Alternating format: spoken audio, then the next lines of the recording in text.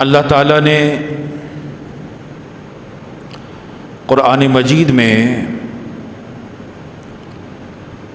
تمام انسانیت کے لیے ہدایات کو بیان فرمایا ہے، چاہے وہ انسان انفرادی کردار کا حامل ہو، چاہے وہ انسان من حیث القوم ہو۔ اللہ تعالیٰ نے پیارے نبی صلی اللہ علیہ وآلہ وسلم کو مبعوث فرمایا تو پیارے نبی صلی اللہ علیہ وسلم نے بھی وہ ہدایات، وہ تمام کے تمام نصائح، وہ اعمال کہ جس سے ایک قوم بنتی ہے ارشاد فرما دیے، کیونکہ کسی ریاست کا وجود اس وقت ممکن ہے کہ جب عوام کا وجود ہوگا۔ اگر اس ریاست میں عوام ہی نہیں ہے تو وہ ریاست ہی نہیں، اور پھر عوام کے وجود کے لیے یہ ضروری بن جاتا ہے کہ وہ ان ہدایات پر چلے جو من حیث القوم اس کو دی جاتی ہے۔ آج ہم اس مہینے میں من حیث القوم اپنی آزادی مناتے ہیں۔ ہم آج اس بات کی خوشی مناتے ہیں کہ بھائی ہم آزاد ہو چکے۔ یہ یاد رکھیے کہ جب اللہ کوئی نعمت عطا کرتا ہے تو ذمہ داری بھی عطا کرتا ہے۔ جب انسان کو زندگی کی نعمت اللہ عطا فرماتا ہے تو زندگی گزارنے کی ذمہ داری بھی اس پر لگاتا ہے۔ جب ایک انسان کو ایمان کی نعمت عطا کرتا ہے تو اس کی ذمہ داریاں اضافہ کر دیتا ہے۔ اسی طرح یہ آزادی بھی ایک نعمت ہے، اور اس نعمت کو جو اللہ نے ہمیں عطا فرما دی تو یہ مت خیال کرے بس ہم آزاد ہو گئے۔ بھئی یہ آزادی کچھ ذمہ داریوں کی طرف لے کر جاتی ہے۔ اللہ تعالیٰ نے جب آدم علیہ السلام کو پیدا فرمایا تو اللہ نے آدم علیہ السلام اور حوا علیہ السلام کو یہ ارشاد فرمایا، وَقُلْنَا يَا آدَمُ اسْكُنْ أَنْتَ وَزَوْجُكَ الْجَنَّةَ وَكُلَا مِنْهَا حَيْثُ شِئْتُمْ رَغَدًا، کہ اے آدم، آپ اور آپ کی بیوی اس جنت میں رہیں، اور آپ کی بیوی اس جنت سے جو چاہے مرضی کھائیں، پیٹ بھر کر کھائیں۔ لیکن اللہ نے پھر ایک پابندی بھی لگائی، وَلَا تَقْرَبَا هَٰذِهِ الشَّجَرَةَ، آپ دونوں نے اس درخت کے قریب نہیں جانا، فَتَكُونَا مِنَ الظَّالِمِينَ، اگر ایسا کریں گے آپ دونوں ظالموں میں سے بن جائیں گے۔ تو علماء فرماتے ہیں کہ ایک طرف آزادی ہے کہ بھئی جہاں مرضی سے کھائیں، لیکن اس آزادی کے ساتھ پابندی بھی ہے، ذمہ داری بھی ہے، بھئی درخت کے قریب نہیں جانا۔ تو دین اسلام ایسی آزادی کو مانتا ہے کہ جس آزادی میں پابندیاں بھی ہوں، ایک حد ہو۔ اگر کسی آزادی میں کوئی پابندی نہیں ہوگی، کوئی حد نہیں ہوگی، اور انسان یہ سمجھے گا ہم ہر طرح سے آزاد ہیں، پھر وہ آزادی نہیں ہے، وہ غلامی کی بھی سب سے بری شکل بن جاتی ہے، کیونکہ وہ انسان اپنی خواہشات کا غلام بن جاتا ہے۔ تو دین ہمیں بتاتا ہے کہ یہ جو آزادی کی نعمت دی گئی ہے، بھائی یہ آزادی کی نعمت کچھ ذمہ داریوں کی طرف ہمیں لے کر جاتی ہے، یہ آزادی کی نعمت کچھ ہمیں کام کی طرف لے کر جاتی ہے جو کام کرنے والے ہیں۔ پیارے نبی صلی اللہ علیہ وآلہ وسلم نے ایک موقع پر ارشاد فرمایا، من یأخذ عنی ہؤلاء الکلمات فیعمل بہن او یعلم من یعمل بہن۔ صحابہ بیٹھے ہوئے، آقا نے فرمایا کہ میرے پاس کچھ ایسی نصیحتیں ہیں، کون ہے تم میں سے ایسا جو ان نصیحتوں کو اختیار کرے گا، یا کون ہے تم میں ایسا جو میری باتیں آگے پہنچائے گا؟ تو صحابہ بیٹھے ہوئے، تو فقال ابو ہریرہ، حضرت ابو ہریرہ رضی اللہ تعالی عنہ حضور کے پاس آئے، فرماتے ہیں فقلت انا یا رسول اللہ، اے اللہ کے رسول آپ وہ باتیں ارشاد فرما دیجئے، وہ نصیحتیں کر لیجئے، بندہ حاضر ہے، میں یہ باتیں اپنے عمل میں بھی لے کر آؤں گا، میں لوگوں تک بھی پہنچا دوں گا۔ اب یہ باتیں سن لیجئے۔ ابو ہریرہ فرماتے ہیں فَأَخَذَ بِيَدِي فَعَدَّ خَمْسًا، آقا علیہ الصلوۃ والسلام نے میرا ہاتھ پکڑا اور مجھے 5 چیزیں گنوائی۔ آج اگر ہم اسلامی ریاست مملکت پاکستان کے باشندے ہیں، بھائی یہ صرف باشندہ ہونا کافی نہیں ہے، بلکہ ہم اس نصیحت پر چلیں، اس کاموں پر چلیں، ان کاموں پر چلیں جو کام پیارے آقا علیہ الصلوۃ والسلام نے جن کی تلقین فرما دی۔ ابو ہریرہ فرماتے ہیں کہ 5 چیزیں گنوائی، اور آج دیکھیں یہ 5 چیزیں ہم سے نکل چکی۔ فرمایا پہلی چیز آقا نے یہ بیان فرمائی، اتق المحارم تکن اعبد الناس۔ ابو ہریرہ یہ بتا دو لوگوں کو، اپنی زندگی میں یہ شامل کر لو کہ اگر تم حرام سے بچو گے، اللہ کے ہاں تم سب سے بڑے عبادت گزار بن جاؤ گے۔ حرام سے بچ کر رہنا۔ آج ہم خیال کرتے ہیں کہ بھئی حرام کا تعلق صرف یہ ہے کہ کوئی سود کھا رہا ہے، رشوت لے رہا ہے، بھئی صرف یہ حرام نہیں ہے۔ بھئی اگر ایک بندہ اپنی بہن کی وراثت کو اس کے پاس اس کی ملکیت میں نہیں دے رہا، بہن مطالبہ کر رہی ہے، وہ کہتا ہے کہ اچھا دے دوں گا، اچھا دے دوں گا، اور وہ وراثت کو ہڑپ کر رہا ہے، بھئی یہ بھی حرام ہے۔ تو اللہ نے ہم تمام انسانوں کو پیارے نبی صلی اللہ علیہ وسلم کی زبان اطہر سے یہ پیغام دے دیا کہ اگر تم عبادت گزار بننا چاہتے ہو، اتق المحارم، بھئی حرام سے بچ کر رہنا۔ وہ حرام چاہے رزق میں ہے، وہ حرام چاہے کاموں میں ہے۔ حضرت سعد بن ابی وقاص رضی اللہ تعالیٰ عنہ پیارے نبی صلی اللہ علیہ وسلم کے پاس آئے اور عرض کیا، ادعو اللہ ان یجعلنی مستجاب الدعوہ، اے پیارے نبی صلی اللہ علیہ وسلم میرے حق میں دعا کریں کہ اللہ میری دعاؤں کو قبول کر دے، میں مستجاب الدعوات بن جاؤں، میں جو بھی دعا کروں اللہ قبول کر لے۔ آقا نے فرمایا یا سعد طیب مطعمک تکن مستجاب الدعوہ، اے سعد اپنے رزق پر نظر رکھو اور پاکیزہ کھاؤ، حرام سے بچ جاؤ، اللہ تمہاری سب دعاؤں کو قبول کر لے گا۔ بھئی آج ہم دعائیں کر رہے ہیں، اپنے لیے کر رہے ہیں، اس ملک پاکستان کے لیے کر رہے ہیں، آج ہماری دعاؤں میں رکاوٹ کیا آ چکی ہے؟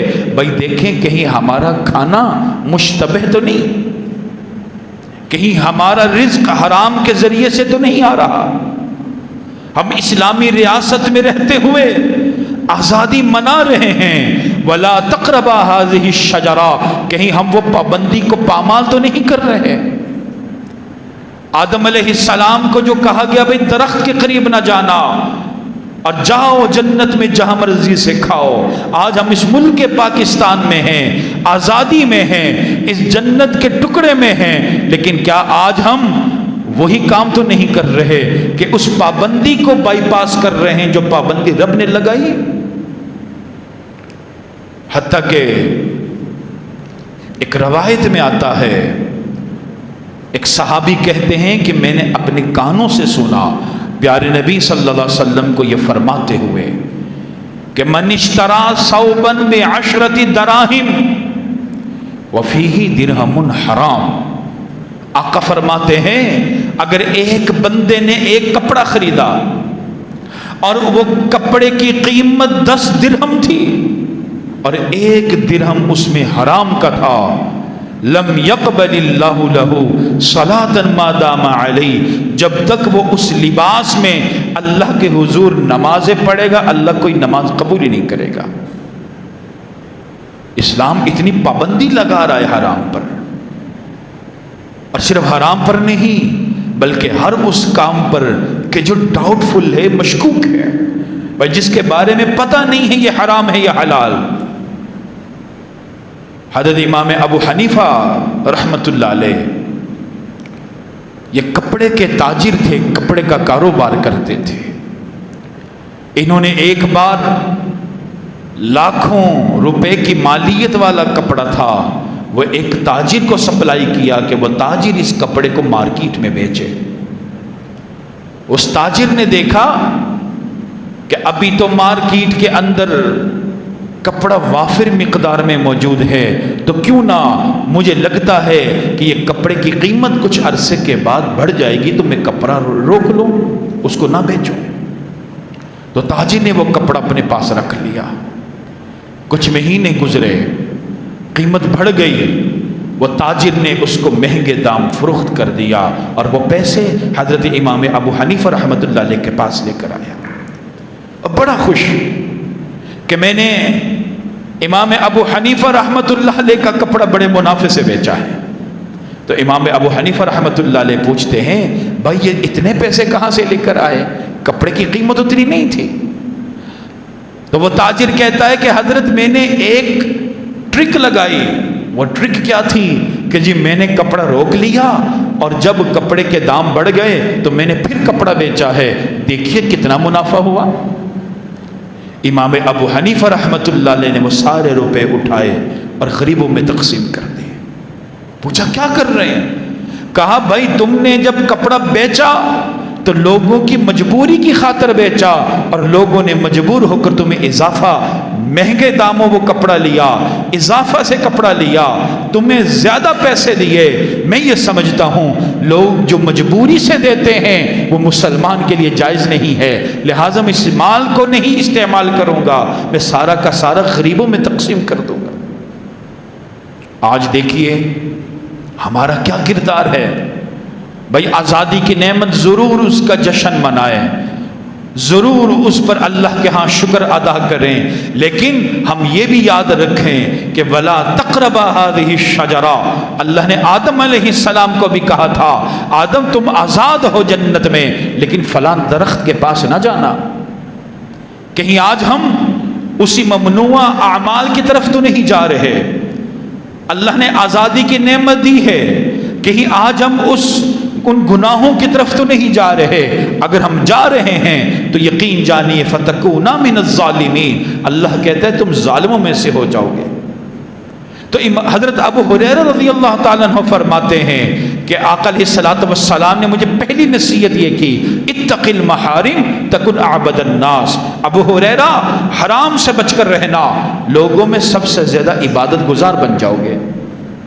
اور دوسری نصیحت جو آج ہمارے اندر سے نکلتی جا رہی، آقا نے فرمایا وَرْضَ بِمَا قَسَمَ اللَّهُ لَكَ تَكُنْ أَغْنَى النَّاسِ، ابو ہریرہ لوگوں کو بتا دینا بھئی جو اللہ نے تمہارے نصیب میں لکھ دیا ہے اس پر راضی رہو، تم لوگوں میں سب سے زیادہ غنی بن جاؤ گے۔ آج ہمارا مسئلہ کیا ہے؟ آج ہر انسان ڈو مور کا مطالبہ کر رہا ہے، اور میرے پاس آ جائے، اور میرے پاس آ جائے۔ آج اسی انداز سے ناشکری آتی جا رہی۔